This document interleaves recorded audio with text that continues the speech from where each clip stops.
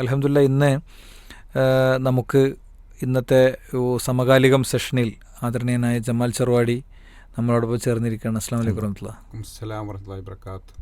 ജമാൽക്ക, പിന്നെ ഇന്നലെ വളരെ വൈകിയാണ് ജമാൽക്കനെ നമ്മൾ വിളിക്കണത്. പക്ഷേ ജമാൽക്ക ഇവിടെ എത്തിയതിലുള്ളൊരു സന്തോഷമുണ്ട്. ഇന്നിവിടെ ജമാൽക്ക് എത്താനുള്ളൊരു കാരണവും കൂടി ഉണ്ട്. ഇപ്പോൾ ഒരു ദുരന്തം നടന്ന ഭൂമിയിൽ അവിടെ ഇടപെടുക, തന്നാലാവുന്ന ഒരു സേവനം അവിടെ ചെയ്യുക എന്നുള്ളത് ഒരു വലിയ ദൗത്യമാണ്. അൽഹംദുലില്ലാ. ഇപ്പോൾ മരിച്ച ആളുകൾ, മണ്ണിൻ്റെ അടിയിൽ കിടന്ന ആളുകൾ, അവരുടെ മണ്ണ് പുരണ്ട ശരീരം അത് കൊണ്ടുവരിക, എന്നിട്ട് അത് ഹോസ്പിറ്റലിൽ വെച്ച് ബാക്കി അവരുടെ മയ്യത്ത് കുളിപ്പിക്കുന്ന കാര്യങ്ങൾ, അവരുടെ കുടുംബങ്ങളെ ആശ്വസിപ്പിക്കുന്ന കാര്യങ്ങൾ, അതിലൊക്കെ അൽഹംദുലില്ലാ ഇന്നലത്തെ ഒരു ദിവസം ജമാൽക്കാക്ക് ഇടപെടാൻ പറ്റി. അല്ലാഹു സുബ്ഹാനഹു വ തആല സ്വീകരിക്കട്ടെ എന്ന് ആത്മാർത്ഥമായി പ്രാർത്ഥിക്കണം. നിലമ്പൂരിലാണ് ജമാൽക്ക ഉണ്ടായത് ഇന്നലെ, അതെ അല്ലേ?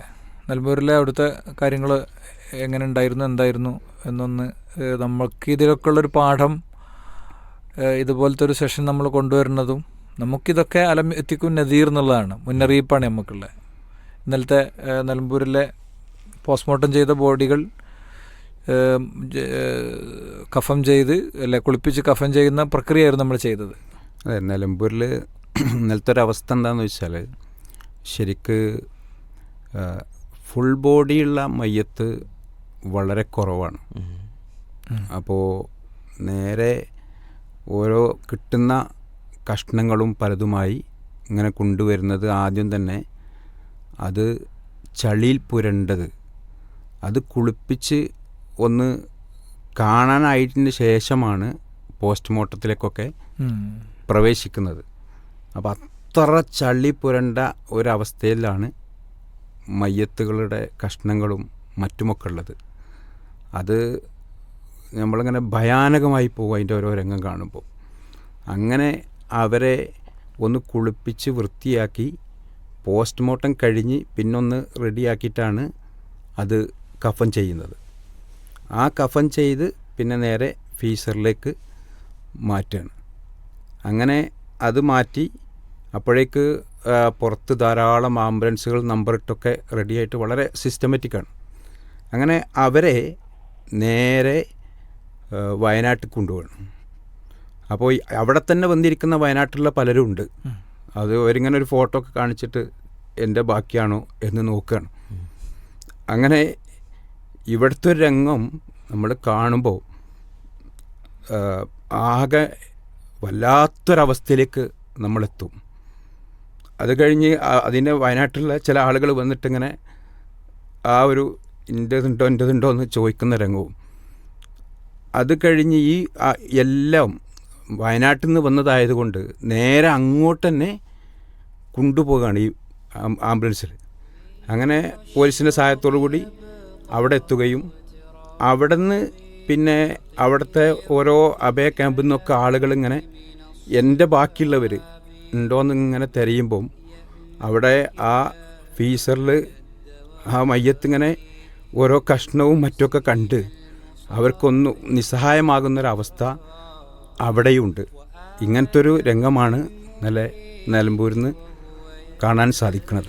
നമ്മൾ ഓരോരുത്തരും ലോകത്തിൻ്റെ വിവിധ ദിക്കുകളിൽ ഈ ഒരു ശബ്ദത്തിൻ്റെ കൂടെ സഞ്ചരിക്കുന്ന ഓരോരുത്തരും ഈ സന്ദർഭത്തിൽ ഇന്നാ ലില്ലാഹി വ ഇന്നാ ഇലൈഹി റാജിഊൻ, അല്ലാഹുവേ നീ പടച്ച് സൃഷ്ടിച്ച് ഭൂമിയിൽ നിയോഗിച്ച ഞങ്ങൾ നിന്നിലേക്കു തന്നെ മടങ്ങേണ്ടവരാണ് എന്ന വാചകം ബോധ്യത്തോടെ ഉച്ചരിക്കും മുമ്പ് എനിക്ക് തോന്നുന്നത് പറയേണ്ടത് അൽഹംദുലില്ലാ എന്നാണ്. കാരണം ജമാൽക്ക് ആ ഒരു അനുഭവ തീഷ്ണതയിലൂടെ കടന്നു പോകുമ്പോൾ അദ്ദേഹത്തിൻ്റെ ശബ്ദം ഇടറുന്നതും കണ്ണ് നനയുന്നതും നമ്മളൊക്കെ അതിനൊക്കെ സാക്ഷ്യം കൊണ്ടിരിക്കുകയാണ്. എൻ്റെതുണ്ടോ എന്ന് വന്ന് ചോദിക്കുന്ന ആ ചോദ്യകർത്താവിൻ്റെ സ്ഥാനത്ത് ഞാനായിരുന്നെങ്കിൽ എന്ന് ചിന്തിക്കുമ്പോഴാണ് ഇതിൻ്റെ ശരിക്കുള്ളൊരു വേദന യഥാർത്ഥത്തിൽ നമുക്ക് അനുഭവപ്പെടുന്നത്. അതല്ലെങ്കിൽ അവസാനം കാല് അടയാളം നോക്കി കാല് കിട്ടി, ഒരു മുറിവിൻ്റെ അടയാളം എന്നും കണ്ട് ശീലമുള്ള കാലിൻ്റെ, കയ്യിൻ്റെ, മുഖത്തിൻ്റെ ഭാഗം അടയാളം കിട്ടി, ആ ഒരു കഷ്ണവും കൊണ്ട് ഒരു ബോക്സിലാക്കി സ്വന്തം മഹല്ല് ജമാഅത്തിൻ്റെ ശ്മശാനത്തിൽ എവിടെയോ കുഴിച്ച ഒരു ചെറിയ കുഴിയിൽ അത് വെച്ച് തിരിച്ചു പോകുന്നൊരു മനുഷ്യൻ്റെ ഉള്ളിലെ സംഘർഷങ്ങൾക്ക് വരികൾ കൊണ്ടും വാക്കുകൾ കൊണ്ടും നമുക്കൊരിക്കലും നിർവചനം പറയാൻ കഴിയില്ല എന്നുള്ള കാര്യം ഉറപ്പാണ്. അപ്പോൾ അവിടെയൊക്കെ അൽഹംദുലില്ലാ ആത്മാർത്ഥമായി പറയാൻ തീർച്ചയായും നമുക്ക് കഴിയണം. ജമാൽക്ക് ഇന്നലെ എത്ര ബോഡികളാണ് നമ്മുടെ അടുത്ത് വന്നത്? ഒരു 20 മിനിറ്റ് കഴിയുമ്പോഴേക്ക് ഇങ്ങനെ വരികയാണ്.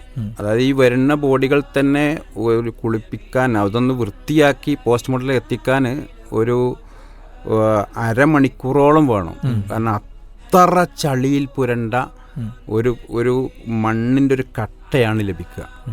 അതിങ്ങനെ വൃത്തിയാക്കി വരാൻ ഒത്തിരി സമയമെടുക്കും. ആ സമയമെടുത്തിട്ട് പിന്നെ അതിൽ നിന്നുള്ള ഒരു സ്മെല്ലും കാര്യങ്ങളും ഒക്കെ പുറത്തുണ്ട്. അപ്പം നമ്മൾ ഇന്നലെ മൗലാന ഹോസ്പിറ്റലിൽ നിന്ന് അവിടേക്ക് ചെല്ലുമ്പോൾ അത്യാവശ്യം അവിടേക്ക് വേണ്ട BP കിറ്റുകളും അവിടെ ഈ ബ്ലഡൊക്കെ ശരിക്ക് ഈ ഫീസറിലേക്കും അങ്ങനെ വെക്കുന്ന സമയത്തൊക്കെ അതിലൊക്കെ ബ്ലഡ് വരികയാണ്. അപ്പോൾ നമ്മൾ അങ്ങനത്തെ സാധനങ്ങളൊക്കെ ശരിക്ക് കൊണ്ടുപോയി അതിലേക്ക് കിടത്താനും അതേപോലെ അവർക്ക് അതിനൊക്കെ സഹായിക്കാൻ വേണ്ടി അതൊക്കെ കൊടുക്കാനും അങ്ങനെ ഒക്കെയുള്ളൊരു സഹായം അവിടെ ചെയ്യാൻ സാധിച്ചു. അതേപോലെ തന്നെ ഇവർക്ക് ഈ സ്മെല്ലുകൊണ്ട് അവർക്ക് അത്തറും മറ്റ് ആവശ്യമുള്ള സാധനങ്ങളൊക്കെ ഞങ്ങൾ കൊണ്ടുവരുന്നു.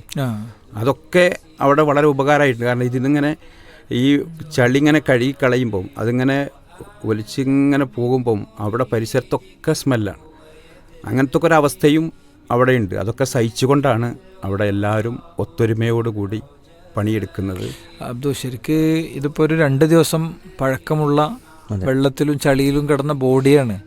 യഥാർത്ഥത്തിൽ മനുഷ്യൻ്റെ ബോഡി മരണത്തിന് ശേഷം ഒരു നിശ്ചിത സമയം കഴിഞ്ഞാൽ ഉണ്ടാകണത്ര ദുർഗന്ധം വേറൊന്നിനും ഉണ്ടാവില്ല.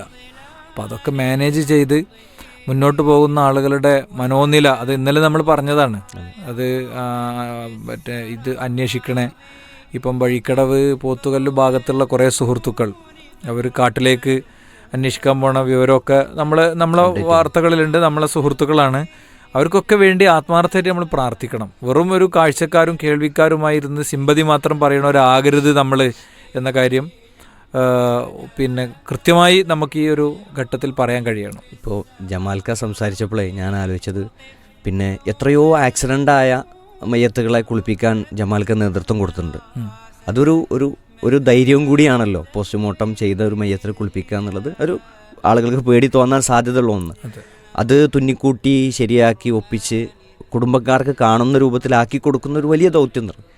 ആ ജമാൽക്കാർക്ക് അത്രയധികം ധൈര്യമുള്ള ഒരാൾക്ക് പോലും പേടി തോന്നുന്ന, സങ്കടം കൂടുതൽ തോന്നുന്ന അവസ്ഥ എത്തി. അത് അവർ ഇന്നലെ മിനിഞ്ഞാന്ന് കഴിഞ്ഞ ദിവസങ്ങളിൽ നമ്മളെപ്പോലെ നടന്ന, നമ്മളെപ്പോലെ ഇരുന്ന, നമ്മളെപ്പോലെ ഭക്ഷണം കഴിച്ച ആളുകൾ തന്നെയാണ്. അപ്പോൾ അതേ അവസ്ഥയിൽ മാറുക എന്നുള്ളത് അല്ലാഹു സുബ്ഹാനഹു വ തആലയുടെ ഒരു ഖള. ഓക്കെ, ടെക്നിക്കൽ ഡെസ്കിലേക്ക് ഒരു നിർദ്ദേശമുണ്ട്, ഒരു ഫീഡ്ബാക്ക് വന്നിട്ടുണ്ട്. അസ്സലാമു അലൈക്കും. ഇപ്പോൾ നടക്കുന്ന ലൈവ് പ്രക്ഷേപണം പരിപാടിയുടെ വോളിയം കുറച്ചുകൂടി കൂട്ടണം. വോളിയം ഇല്ല എന്നൊരു പ്രശ്നം ഒരു ശ്രോതാവ് ശ്രദ്ധയിൽപ്പെടുത്തിയിട്ടുണ്ട്. ആ കാര്യം ശ്രദ്ധിക്കുക.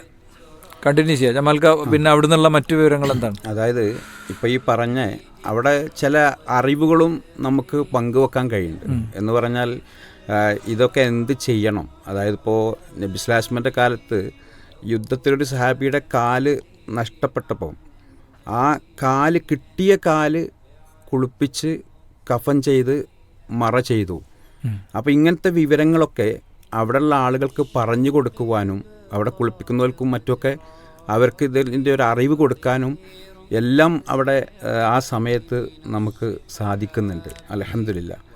അങ്ങനെയുള്ള ഒരുപാട് കാര്യങ്ങൾ അവർക്ക് പറഞ്ഞു കൊടുത്ത് അവരോടൊപ്പം നിന്ന് അതൊക്കെ ചെയ്യുമ്പോൾ അതൊരു വല്ലാത്ത നിർവൃതി. കാരണം നമുക്ക് ചെയ്യാൻ കഴിയുന്ന ഒരവസാന കാര്യങ്ങൾ എന്നത് ഒരു വല്ലാതെ ശ്രദ്ധേയമാണ്. അതോടൊപ്പം അവിടെ നമ്മൾ ഇത് ഇന്ന വിഭാഗത്തിൻ്റെതാണ്, ഒന്നും അറിയാത്ത അങ്ങനത്തെ ബോഡികളാണ് പലതും. അപ്പോൾ അറിയുന്ന ബോഡികൾക്ക് അവിടെ നിന്ന് തന്നെ മയ്യത്ത് നിസ്കരിക്കാനും, ഒരു മുസ്ലിമാണെങ്കിൽ അവരെ മയ്യത്തിൽ നിസ്കരിക്കാനും, ബാക്കിയുള്ളവരതൊക്കെ വളരെ ആദരവോടുകൂടി അതൊക്കെ ചെയ്ത് അങ്ങനെ തന്നെ അറിയാത്തത് അങ്ങനെ തന്നെ വെക്കാനുള്ള ഒരു കാര്യം കൂടി അവിടുന്ന് ചെയ്യുന്നുണ്ട്. കാരണം ഇതവിടെ എത്തിയിട്ട് ചിലപ്പോൾ നിസ്കാരമൊന്നും ഉണ്ടായിട്ടില്ലെങ്കിലോ എന്ന് വിചാരിച്ച് അതുകൂടി അവിടുന്ന് ചെയ്യാൻ സാധിക്കുന്നുണ്ട്. സംഘപരിവാരത്തിനുള്ള മറുപടിയും കൂടിയാണ് യഥാർത്ഥത്തിൽ ഇതൊക്കെ. അല്ലെ? ഇപ്പം ഇന്നലെയും സംഘപരിവാര ഹാൻഡിലുകളിൽ നിന്ന് വന്നത് ഈ പ്രളയം എന്ന് പറയുന്നത് ബീഫ് കഴിക്കുന്നവർക്കുള്ള ശിക്ഷയാണെന്നാണ്.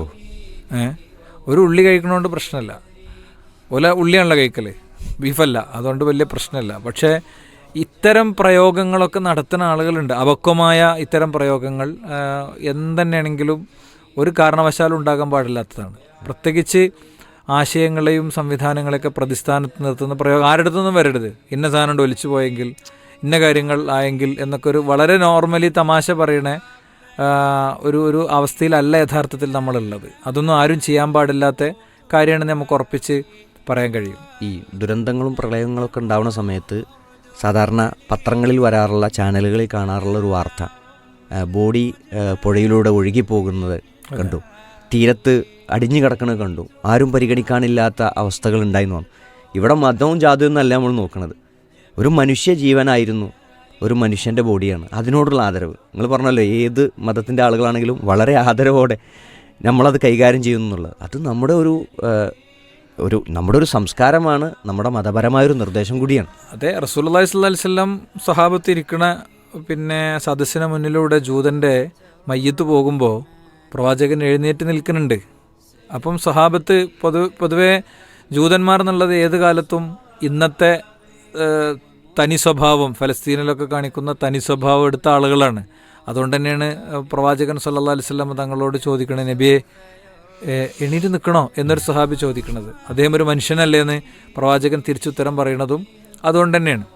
അപ്പം ആ നിലക്ക് അൽഹംദുലില്ലാ ഒരു വലിയ സന്ദേശം അതിലുണ്ട്. മാത്രമല്ല, ഇപ്പോൾ കോവിഡ് സമയത്ത് മരിച്ച മയ്യത്തുകൾ മറവ് ചെയ്യപ്പെടാതെ പോവുകയും അത് ഗംഗയിൽ ഒഴുകുകയും ചെയ്ത സംഭവമൊക്കെ നമ്മുടെ മുന്നിലുണ്ട്.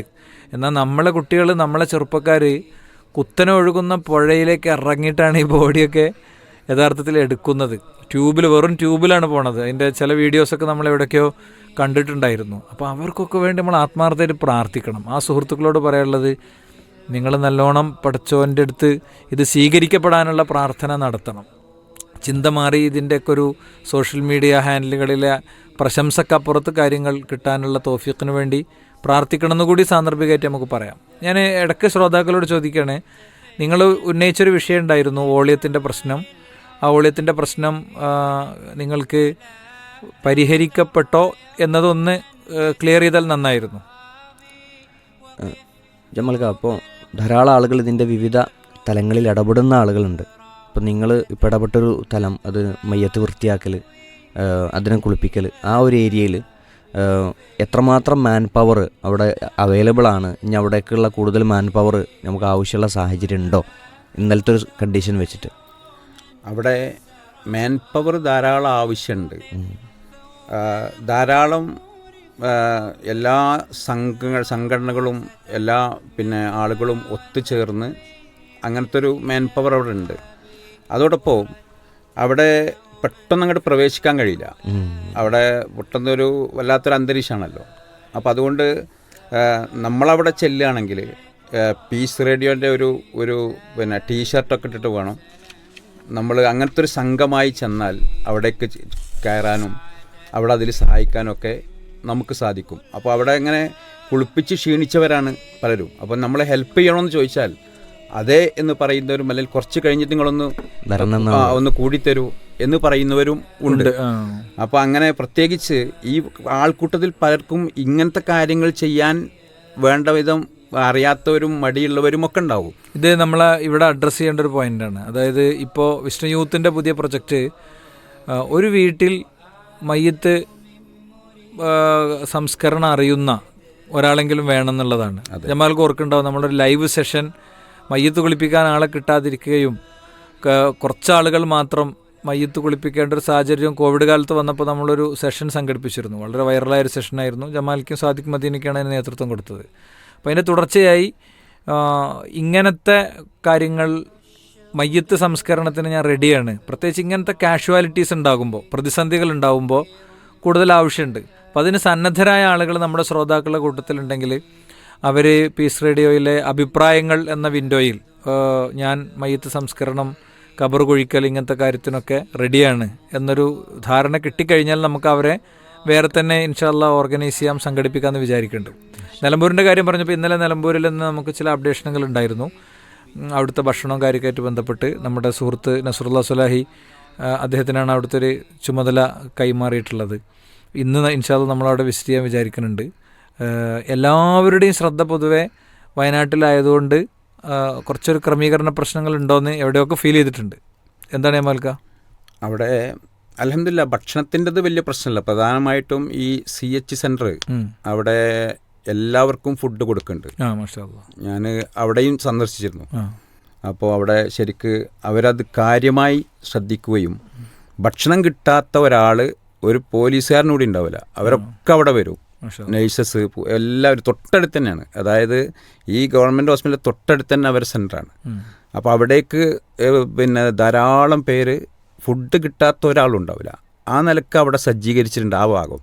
നമ്മൾ ഏറ്റവും ശ്രദ്ധിക്കേണ്ട ഭാഗം ഈ പറയുന്ന ഇവരെ കുളിപ്പിക്കുന്നിടത്തും അതേപോലെ തന്നെ അങ്ങനെ വിഷമിച്ചുള്ള ആളുകളെടുത്തും. അപ്പോൾ ഒരുപാട് ആളുകൾ അവിടെ പുറത്തുണ്ട്, അവരിങ്ങനെ നോക്കി നിൽക്കാനൊക്കെ ഉള്ളൂ. ഈ ഇതിലേക്ക് ഇടപെട്ട് ചെയ്യാൻ കഴിയുന്നവർ അത് കുറവാണ്. അതിങ്ങനെ കുറച്ച് പരിശീലനം കിട്ടിയ CH സെൻ്ററിലൊക്കെ ഉള്ള കുറച്ച് വളണ്ടിയേഴ്സ് നല്ലോണം ഉണ്ട്. അങ്ങനെയുള്ളവർക്കത് സാധിക്കും. എന്നാൽ പുറത്ത് കുറേ ആളുകളുണ്ടാവും, അവരിങ്ങനെ നോക്കി നിൽക്കുക എന്നല്ലാതെ ഇത്തരം ഈ പറയുന്ന താജു നേരത്തെ പറഞ്ഞതുപോലെ മയ്യത്ത് കുളിപ്പിക്കുന്നത് ഇങ്ങനത്തൊക്കെ അറിയുന്ന, അല്ലെങ്കിൽ ആ ഒരു നിലക്ക് ഇങ്ങനത്തെ ചെറിയ ചെറിയ പീസും മറ്റുമൊക്കെ കിട്ടുമ്പോൾ എന്ത് ചെയ്യണമെന്ന് അറിയാത്ത ഒരുപാട് ആളുകൾ ഉണ്ട്. അപ്പോൾ അതുകൊണ്ട് നമ്മളെ പ്രത്യേകിച്ച് ഇതൊക്കെ അറിയുന്ന, ഇതിലൊക്കെ പരിശീലനം കൊടുക്കുന്നവരെന്ന നിലക്ക് നമ്മൾക്കതിൽ ഒരു നല്ല ഇടപെടൽ പീസ് റേഡിയോന് സാധിക്കേണ്ടതുണ്ട്. അത് പോകുമ്പോൾ ശ്രദ്ധിക്കേണ്ടത് പെട്ടെന്നായിട്ട് നമ്മളൊരു 10 ആളോട് ചെന്ന് കയറില്ല. അത് ആ പീസ് റേഡിയോൻ്റെ ഇതിട്ട് ചെന്നാൽ അവിടെ നമ്മൾ സ്വീകരിക്കും. ഇത് അങ്ങനെ നേരെ അങ്ങോട്ട് കയറി ചെന്നിട്ട് ഇതൊക്കെ ചെയ്യാൻ ഇന്നും സാധിക്കും. ഇന്നും മയ്യത്ത് ഇങ്ങനെ വന്നുകൊണ്ടിരിക്കുന്നതാണ് ഓരോ സമയത്തും. പ്രധാനമായിട്ടിപ്പോൾ വയനാട്ടിൽ അനുഭവിക്കുന്ന ഒരു പ്രയാസം നമ്മൾ പീസ് റേഡിയോനും നമ്മളാൾക്കും ചെയ്യാൻ കഴിയുന്നൊരു വലിയ ദൗത്യമുണ്ട്. അവരുടെ വിഷമങ്ങൾ ഇങ്ങനെ പ്രയാസപ്പെട്ട അവർക്കൊരു കൗൺസിലിംഗ് ആവശ്യമുണ്ട്. കൗൺസിലിംഗ് നമ്മൾ അനൗൺസ് ചെയ്തു ഇൻഷാല്ലാ.